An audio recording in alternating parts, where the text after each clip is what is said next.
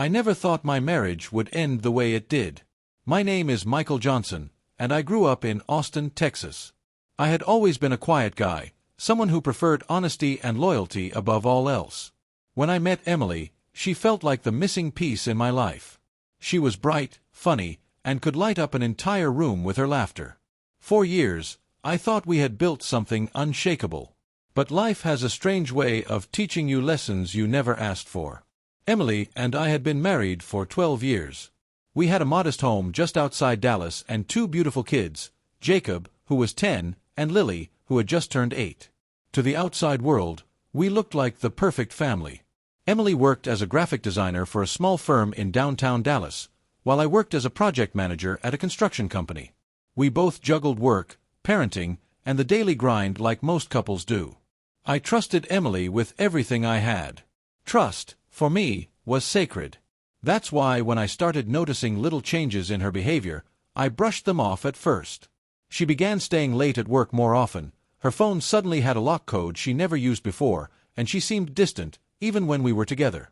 At first, I told myself it was stress. Everyone goes through phases. But the nagging voice in the back of my head kept whispering, "Something's wrong."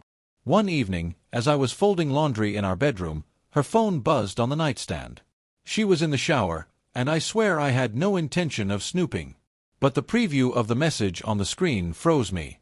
It was from a contact named David. The message read, "Can't stop thinking about last night. Same time tomorrow." My chest tightened. I felt like the air had been sucked out of the room. I wanted to believe it was some misunderstanding, but deep down, I knew. I put her phone back and sat there for almost 20 minutes, trying to steady my breathing. That night, I couldn't sleep. I lay awake, staring at the ceiling, listening to her breathing beside me. She had no idea that the man lying next to her had just discovered the cracks in the foundation of their marriage. For the next few days, I watched closely. She'd smile at her phone when she thought no one was looking, and she'd tell me she had extra meetings. I decided I needed proof before confronting her. One Friday, I told Emily I had to stay late at work, but in reality, I left early and drove near her office. I parked a few blocks away and waited. Around 6:30, I saw her walk out, not toward her car, but toward a black sedan that pulled up in front. She slid into the passenger seat, laughing as the driver leaned over to kiss her cheek. My heart shattered. The man was tall, sharply dressed, probably in his early 40s. I followed them at a distance, hands shaking on the steering wheel. They drove to a cozy Italian restaurant downtown. Watching them through the window, I saw her reach across the table, holding his hand the way she used to hold mine. That was all the confirmation I needed. That night, I didn't confront her. Instead, I tucked the kids into bed, kissed their foreheads, and sat alone in the kitchen for hours. The betrayal burned, but beneath the hurt, something else stirred, determination. The next morning, as Emily casually made pancakes for the kids, she looked at me with that same smile I had fallen in love with. And yet, it felt foreign now. Like I didn't even know her anymore. Later that week, when I finally confronted her, I didn't scream or lose control. I simply told her I knew. She froze, her fork halfway to her mouth. Then, instead of apologizing, she smirked. "You'll never leave me, Michael," she said with an almost mocking tone. "You're too predictable. Too scared to start over. Besides, who else would take care of the kids the way I do? You'll always stay. You don't have the guts to walk away." Her words cut deeper than the affair itself.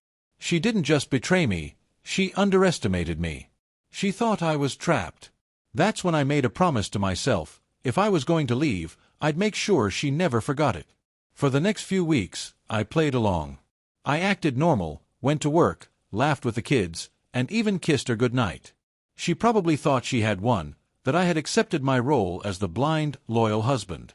But in the background, I was preparing.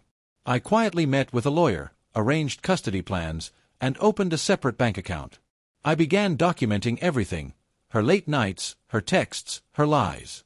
Piece by piece, I built the case that would protect me and the kids when the time came. Then came the day I had been waiting for. It was Emily's birthday.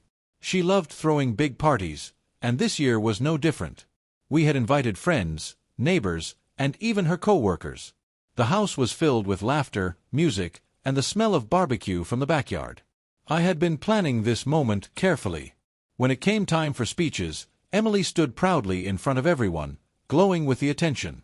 After she finished thanking everyone for coming, I stood up. I held a glass of water, cleared my throat, and felt every eye in the room turn toward me. "I want to say something to my wife on her special day," I began. My voice was calm, steady. Emily smiled, expecting some sentimental words. "Emily," I continued, "you've always said I'd never leave you. That no matter what happened, I'd stay by your side. But tonight, in front of everyone here, I want you to know something." The room grew quiet. "I know about David. I know about the nights you told me you were working late, the lies, the betrayal. I know everything. And you're wrong about me. Because I can leave you. And tonight, I will." Gasps filled the room. Emily's face drained of color. She stammered, trying to find words, but nothing came out. I turned to the guests. "Thank you all for coming. Enjoy the food, the drinks. This is the last time I'll be in this house. Emily, consider this my parting gift. You'll never forget the day I finally left." With that, I set my glass down, walked upstairs, and grabbed the packed bags I had hidden in the closet. The kids were already at my sister's place for the night, so I didn't have to drag them into the chaos. I walked out the front door, leaving her standing speechless in front of everyone. The drive to my sister's house that night felt surreal. I wasn't angry anymore. I wasn't broken. I was free. Over the next few months, the divorce went through. With the evidence I had gathered, custody leaned heavily in my favor. Emily fought hard, but the courts saw the truth. Today, I live in a smaller house in Fort Worth with Jacob and Lily. It's not perfect, but it's peaceful. The kids are adjusting, and I'm rediscovering who I am outside of betrayal and heartbreak.